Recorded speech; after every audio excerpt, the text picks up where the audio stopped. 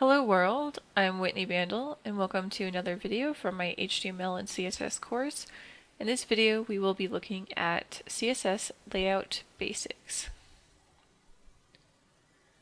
So let's go ahead and open up our text editor.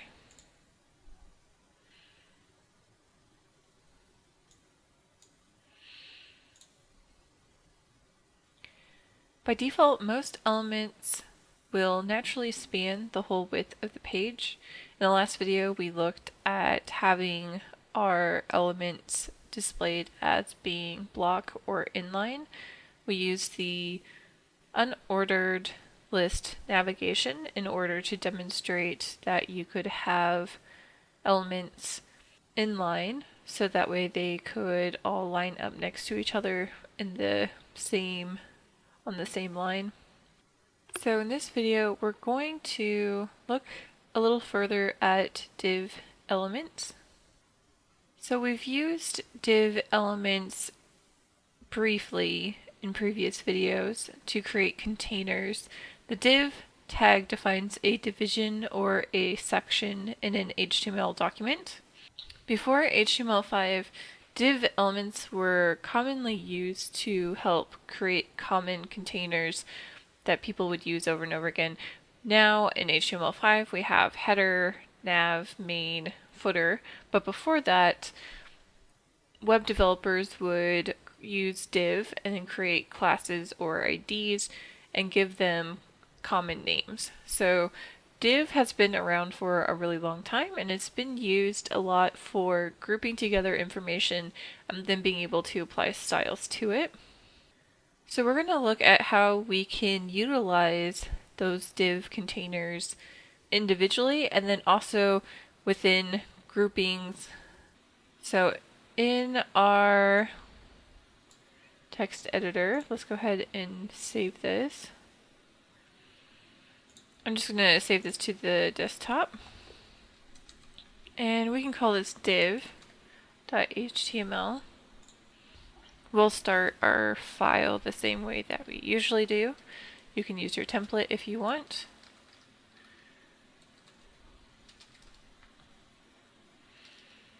Actually, I forgot my comment.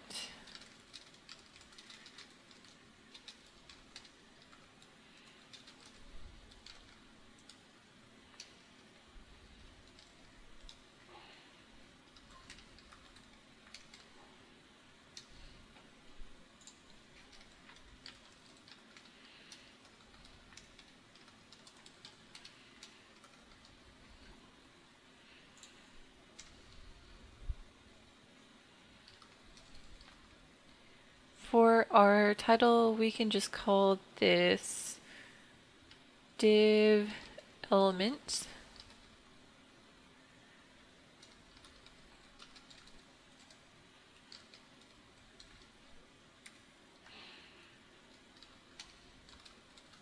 And let's do our styles as embedded. So we'll go ahead and save this for now. And I'm going to use the example from the textbook just because I think it does a really great job of illustrating how the div element works. So in the body section, we are going to create a div. So we'll have a beginning and end tag. And when we have a div, we're going to give it a class or ID this would be associated with it. So we're going to create a class. It's going to be called div1. And then inside we'll have some text, and we're not going to put this in the element, we'll just have some floating text. This is box 1. And then underneath we'll create a second div, give it a different class name, call this div2.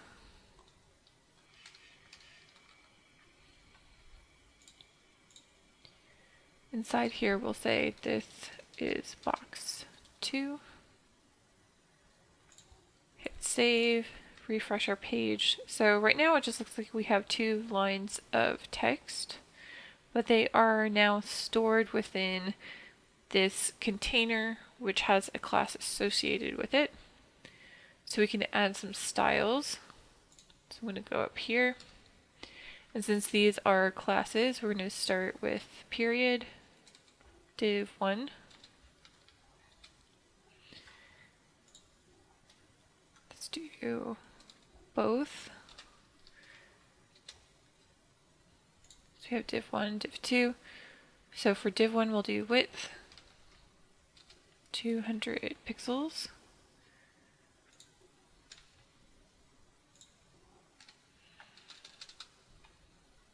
Height 200 pixels.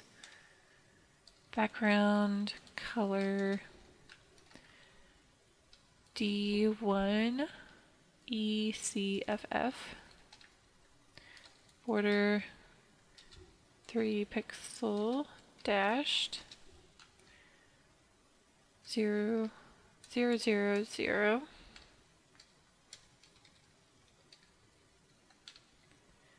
Padding 5 pixels.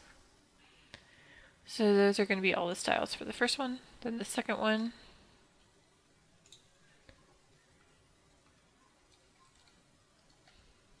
width 100, height 100 pixels, background color FFF, border 3 pixels, ridge 0 0 0, padding 5 pixels, margin 10 pixels. So let's save this and refresh. And so we have different styles on our div containers just so that way we can actually see the difference between them. We can identify them. We could tell already just based off of which order they're going in. So the first one is div1. And here we have the width and height of 200 pixels. Our background color is this light blue color. Our border is this dashed line going around. And then we have a little bit of padding around the text.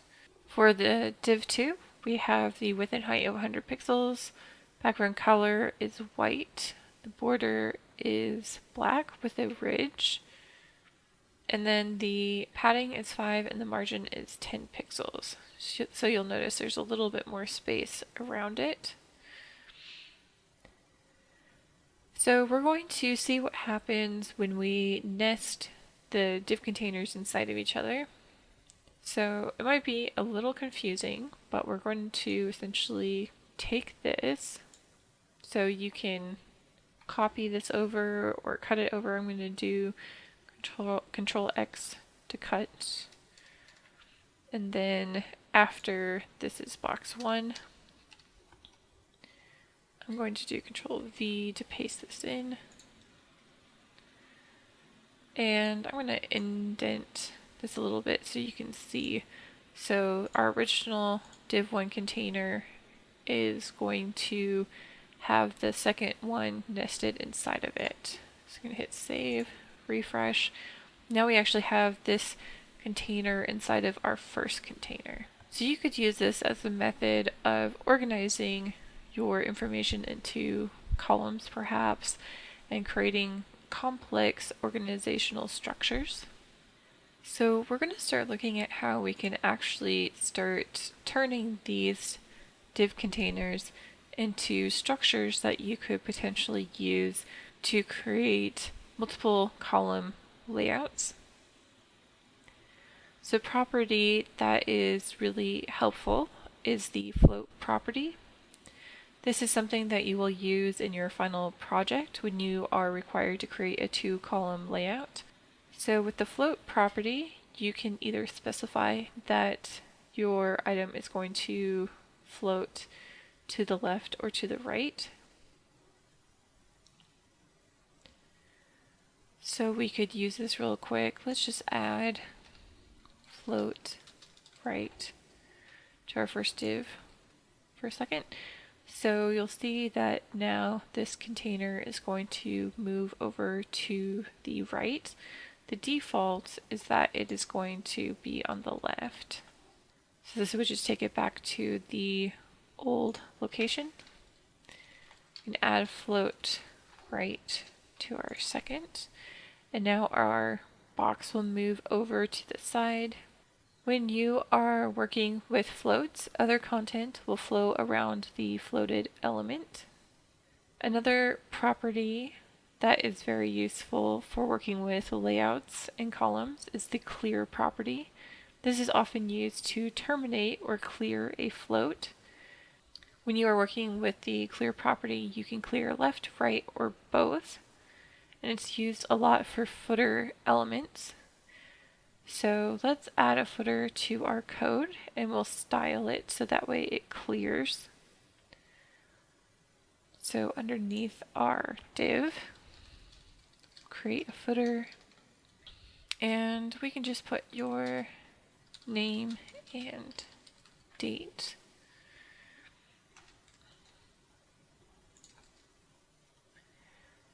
So right now it's just moving over to the side of the content. Since this is being floated to the left, now it's working as an inline property, and anything that is following behind it is going to end up moving to fill in the rest of the space depending on how large the window is. So if the window gets smaller, then it'll end up stacking. In order to move this content down, we're going to want to create styles for our footer. So here we will write clear. Let's just go ahead and hit both. So now our footer is going to end up going below. So the reason we have a couple of different options for clear, right and left, is maybe we have two boxes like this, maybe one of them's a little bit smaller, and so you could say that you want the footer to clear maybe the height of one box but not the other. This will make a little more sense once we start adding more content. Let's add a few more styles to our footer so we can see it. So we'll do border 3 pixels solid 0, 0, 0 for the color, padding 5 pixels. So here we can actually see what our footer looks like. We're going to take the example from the book and evolve it into a more complex structure. What we're going to do is add a few more semantic HTML5 elements. Let's add the navigation, header, and then we can put this content in the main section.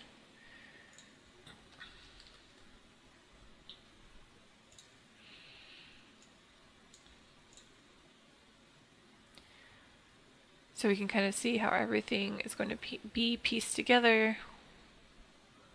Let's copy some of these styles into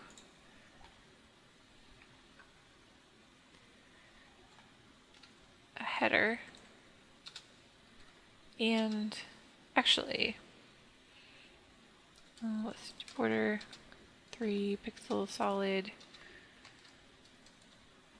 for the header. Let's also do this for the nav.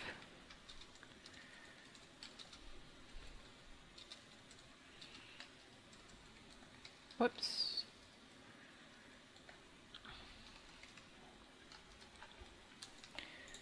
Save and refresh. We don't have any content in here right now, so it's just creating a line. So we could just add some filler information. We could say this is the header.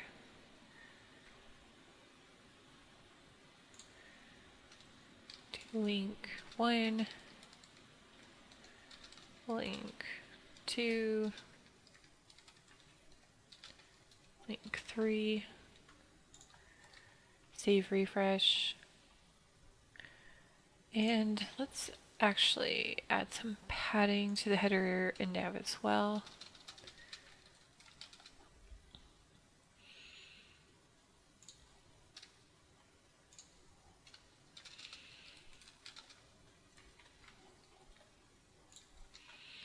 Alright, so this is looking a little better already. We might also do text align, right? On the navigation. So our links will be over to the right. For our header, we could add a height, just because we don't have any content right now. Let's try 200 pixels, see what that looks like. It's a little bit tall, let's do 100. It's not too bad. So I'm envisioning that we would have our navigation links up here, maybe an image in the header, or some other content. Actually, we could even go back to having a larger space. Maybe we actually have a hero image, which will be up here. Potentially. So right now we're essentially creating a wireframe. We could even make our navigation taller. Maybe we would want to leave enough space that we could actually have a logo.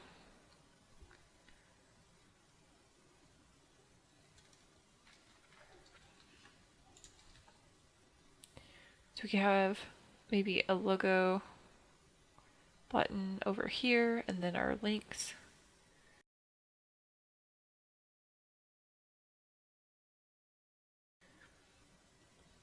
Hero image here, and then our columns of information and our footer. So I'm gonna actually make this smaller and this smaller so they take up less space when we're working with these columns, because that's what we're really interested in. So we have this first column essentially of information. I want us to actually create a third. So after here, we'll create a div class equals div3. We'll type in this is column 2 and then end it. And then we have this is box 1, this is box 2.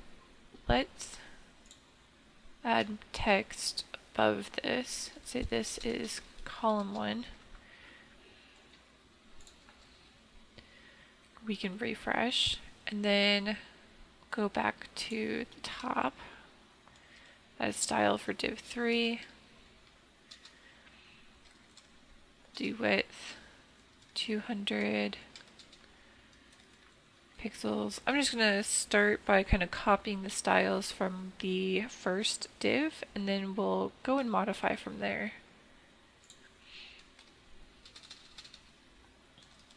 Height 200 pixels. Background color, we can just do the same color for now. D1 ECFF. Border 3 pixel dashed. You could just copy yours if you wanted to. Padding 5 pixels. This time we'll do float right. So it'll float to the right of it. You'll notice that if I resize the window, once it gets to a certain point where they overlap, they'll actually stack over top of each other. It'll still float to the side. But this is a way that we could have two columns, and instead of having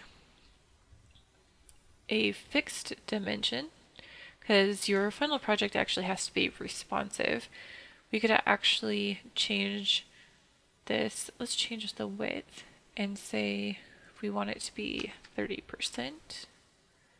for both of these. Save, refresh.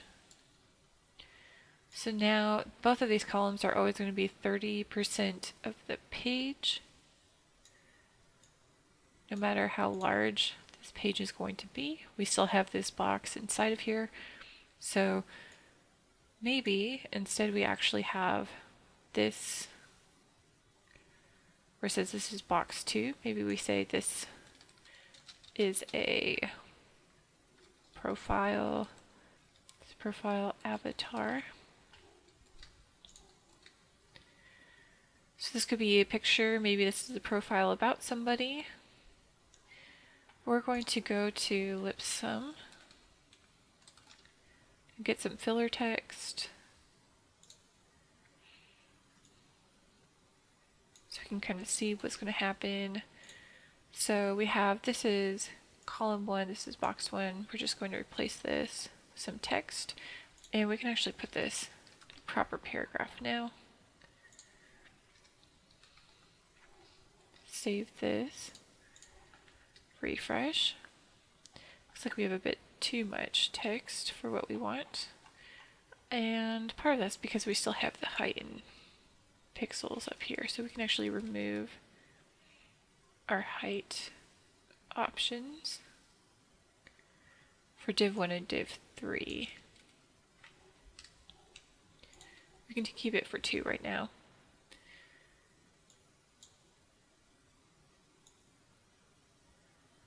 So we can kind of see how these elements are going to interact with each other. Maybe we want to actually move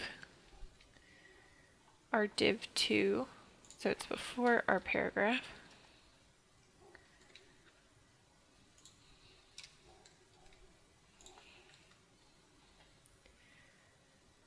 So with our div 1, we'll have div 2 nested right at the beginning. The profile picture, it's still going to float to the right. Then we'll have this paragraph description. Maybe this is information about the person.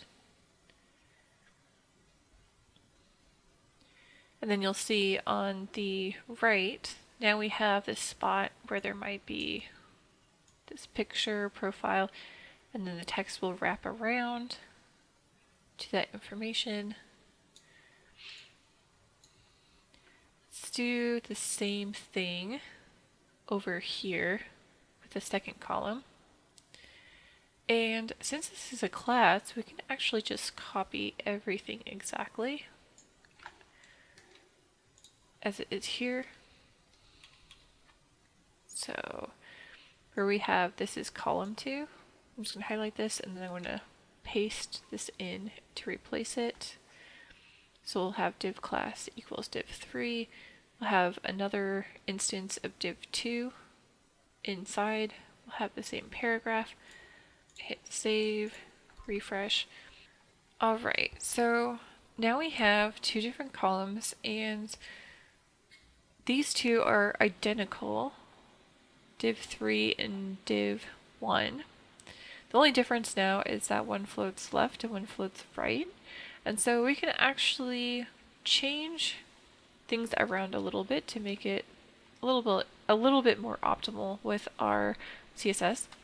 So let's create a class called float left, and it will have the float property of left. Here we'll float right, do float right. And what this will do is allow us to remove float left from div 1, and we can completely get rid of div 3. So we can move to our div class div 3 down here and change this to 1. And you can actually apply multiple classes to a div or to anything that you're applying a class or ID to. So if you have an element and you want it to have a class and an ID, you can do that. If you want it to have multiple classes, multiple IDs, you can do that. So we're going to do div 1 float right here. And then up here we'll do div 1 float left. Hit save, refresh. And it looks the same now, except for we are just not having to create kind of multiple containers. So it's up to you how you want to actually divide your classes as you make them. So we could create a style that will have our border and padding. Call it border padding. We say border 3 pixel solid 000. And then we could add padding 5 pixels, hit save, and then we could actually remove this border and padding from all these other places that we have it.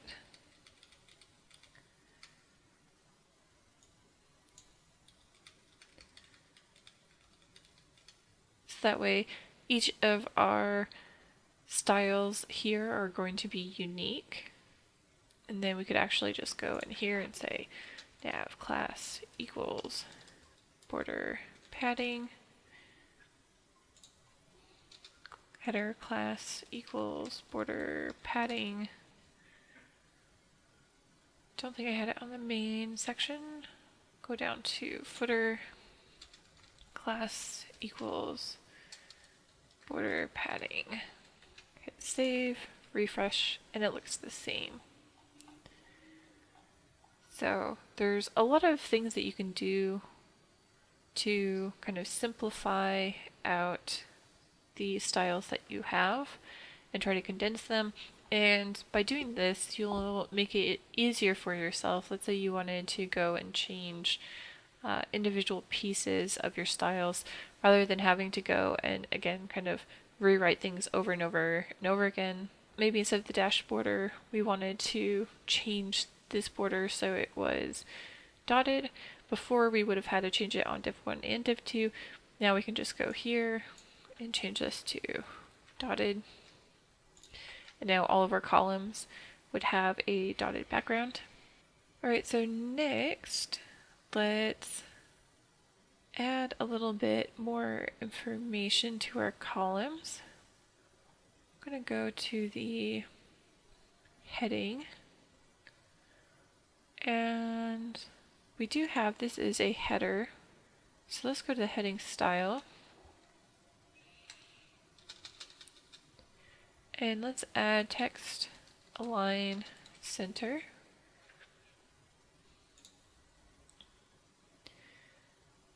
And let's turn the actual header into an H1 so it's more prominent. It's going to be better to have our text actually be in an element anyways. So let's hit save, refresh. See if there's any other styles. We don't have an image to place in here. So what we could do instead, and I'm going to remove the height because we actually want everything to be responsive. We could always add margins or padding if we wanted to. Let's add a color to the background.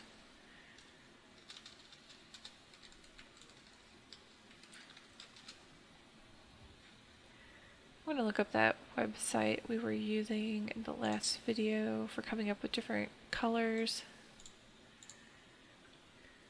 Let's practice a different type of color scale. Let's do RGB. We'll do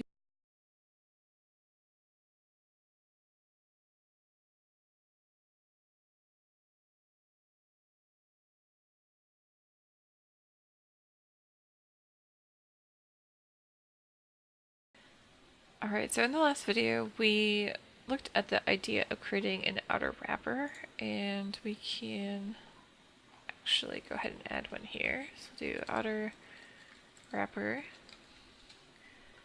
and leave a place to add styles, and then right under body we'll add div class equals outer wrapper.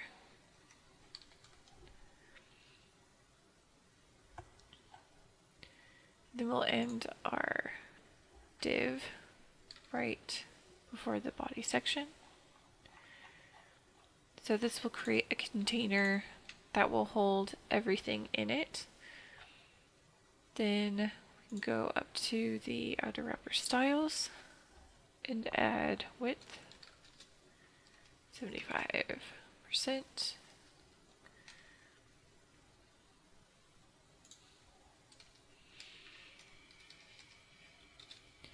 This will be something that you will need to do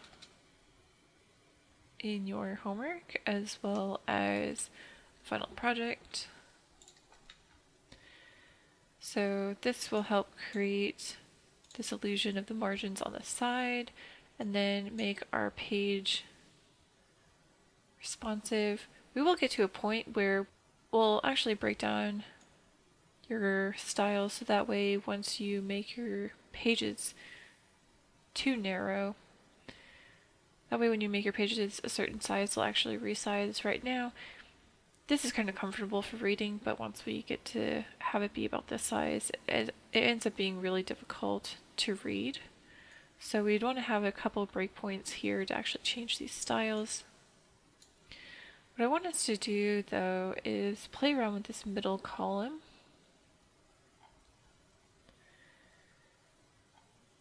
I want us to take this paragraph, highlight it, copy it, and see what happens when we paste it right between the end of the second column in the main section.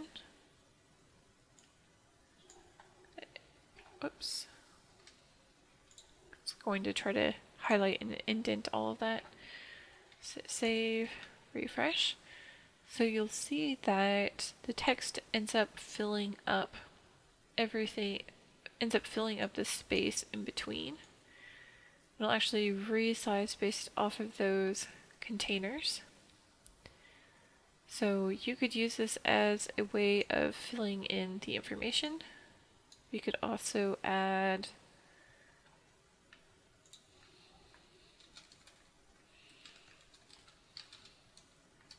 actually not float, clear.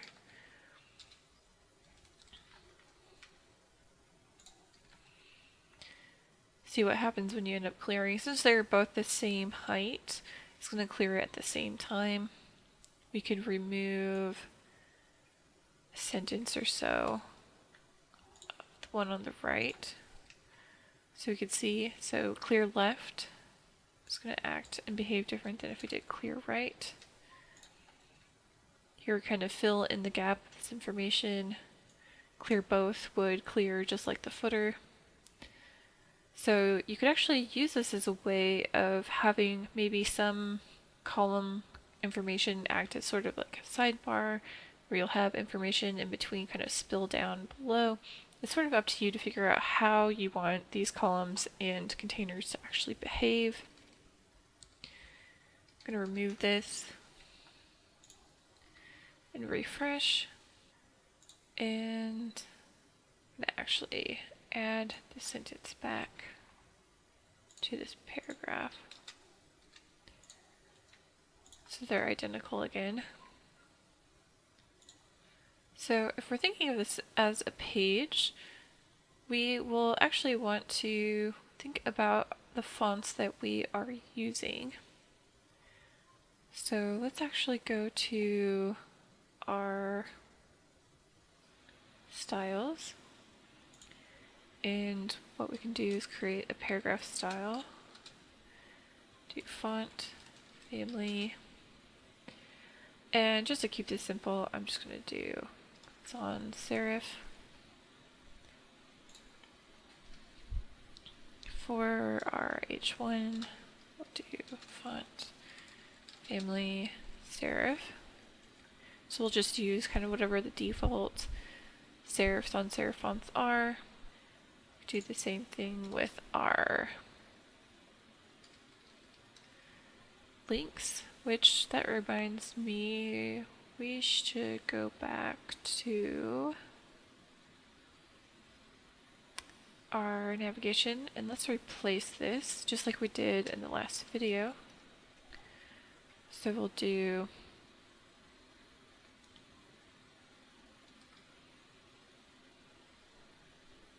unordered list.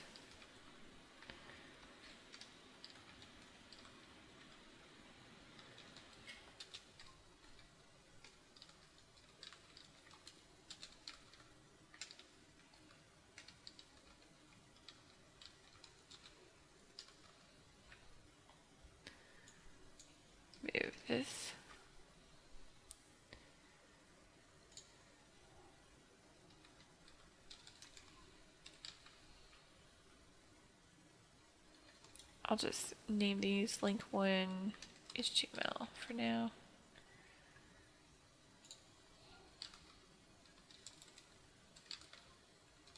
We don't have actual pages for these to go to.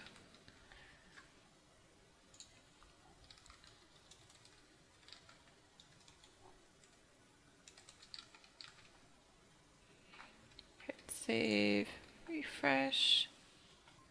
Oh, and it looks like I have forgotten my end link tags.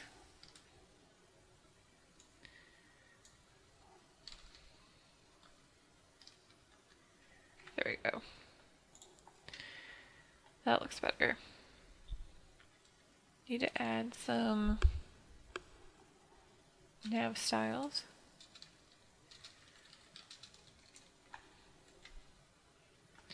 So we'll set nav li to inline. See, what did I add here? Oh.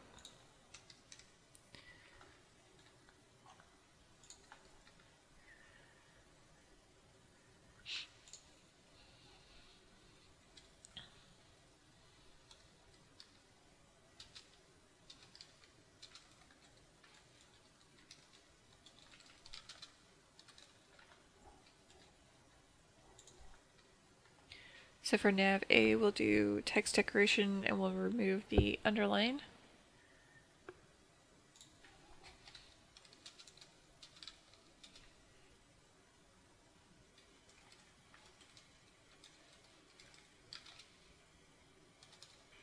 Alright, so your final project is actually going to look at working with a 2-column layout. So I'm going to remove this last paragraph.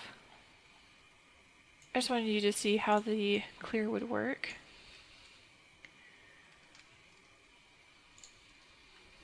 Hit save, refresh, and let's remove a bit of this text. I'm going to go up to here.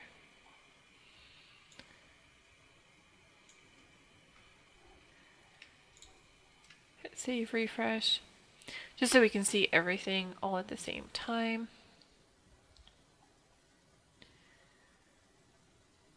And I'm going to just do some minor tweaks to make this look a little bit more like a wireframe. For example, what we could do is go to the footer, add text align center. For your final project, you'll need to actually create a navigation as well, especially when you're working with mobile. It can be really difficult to scroll through a bunch of information when the page is really long, and so it's really helpful to have a navigation on the bottom as well as the top of your page. So we could actually take our navigation, now that we have it, copy this, and add navigation below. Let's change this to be paragraph. Let's change the copyright date. Save, refresh. And we still have that border. Looks a little goofy in our footer. So this is where we could actually change this. So let's say we want this to just be regular nav. Maybe we want to style this nav differently. We could give this a different class name, this different set of styles. Let's do that. Class equals footer nav.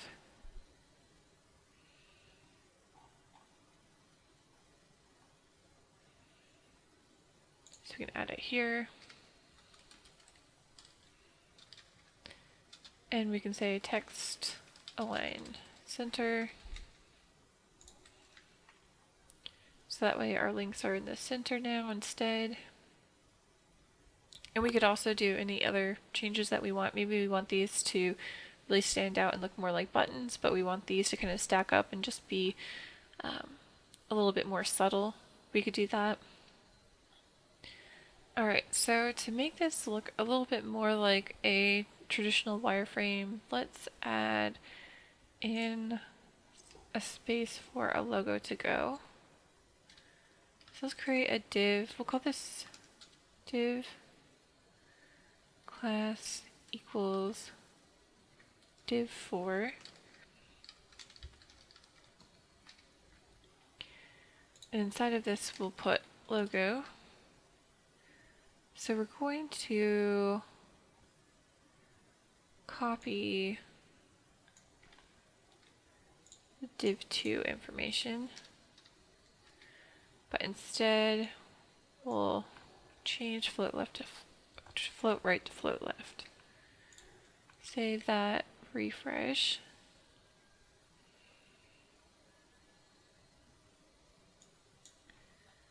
Change that to 4.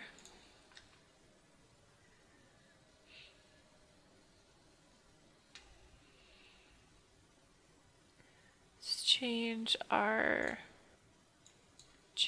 the height. So it's 150. Give a little bit of room for the logo, the links.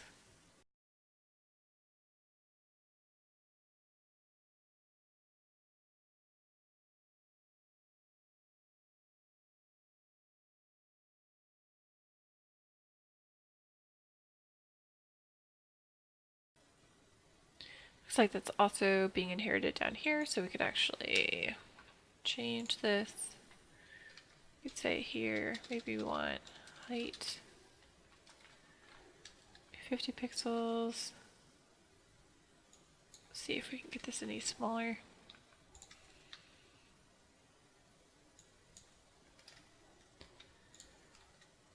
Doesn't look too bad. Alright, so that's kind of enough playing around with that. Alright, so the next thing I want to do is actually go to our div1. Let's change this so we're closer to 50 and 50. So we have two columns. We have a little bit of space between them, so that way they're not right up against each other. And then as we resize the window, we'll have plenty of space. So this is going to be closer to what you'll probably have for your final project. Something kind of like this. Alright, next we're going to look at the overflow property, which is used to configure how content should be displayed if it is too large for the area that is allocated. So in order to see this really well, we're going to go to our div1 and we're going to change the height so it's not responsive anymore. And let's say 300 pixels, the height. So now we actually have too much information for these containers. So we are going to create an overflow property. And we can choose between visible, hidden, auto, or scroll. So let's choose scroll. Hit save. And now we'll have our information contained within a scrollable space. So we can actually scroll through these. So that way we have more of a fixed layout. This is really common when you would have a fixed layout design rather than responsive, where it's really important for everything to fit within a certain dimension. And so you would use the overflow property in order to contain that information. We could try some of these other options.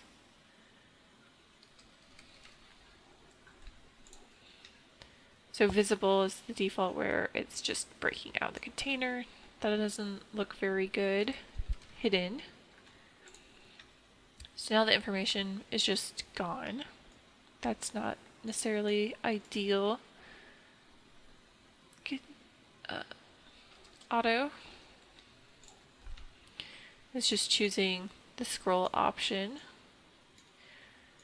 I like this because it doesn't have the scroll on the bottom. So we might just leave this. So I'm going to show you an example of the next property we're going to look at. It's called the box sizing property. And this is the example from W3 Schools. And this can be really helpful when you are trying to take your wireframe idea and actually turn it into code. So when you are thinking about how to divide up your space, for example, I chose 45% for these two div containers. And let's say I had a designer that told me they wanted a certain ratio for how they were going to break up the page. It's helpful for you to have an idea of, do they mean the border area or do they mean the actual content itself? So if we look at the box sizing property, it defines how the width and height of an element are calculated. Should they include padding and borders or not? So here we have box sizing content box, which is the default. Width and height only apply to the content of the element, which would be this area. Then here we have box sizing border box. Width and height apply to all parts of the element, content, padding, and borders. So either option will work. It's just a matter of you knowing which one that you're going to be using, and if you're working with anyone else, that you and that other person are on the same page as you're working. Alright, so we've created a pretty basic wireframe that you could definitely use for your final project. Again, your final project will require you to have a horizontal navigation at the top of your page, and then you'll be required to also have a navigation on the bottom in the footer section. You'll be required to have 2 columns. It's going to be up to you how you are going to decide how you are going to split up your containers and style everything. Next, I'm going to show you how you can create a vertical navigation, and this is actually the direction that your homework assignments is going to go. So we'll take a look at that next. Alright, so for the vertical navigation, rather than messing with the wireframe we've created, let's look at this example from the W3 Schools. And you'll notice that the information is pretty similar to what we've been looking at. Here they have, for the unordered list, list style type none. So that's removing the bullet points. We have the line item links are displayed as a block. So rather than having these as inline where they are next to each other, which causes them to be horizontal, now they are again returning to the next line and stacking on top of each other. And then we have a text decoration here, which is removing the underlines. So here our unordered list looks pretty similar to what we've been working with. And then they have something that's a little bit new, which is looking at pseudo classes. And this allows the styles to change depending on how you are interacting with the links.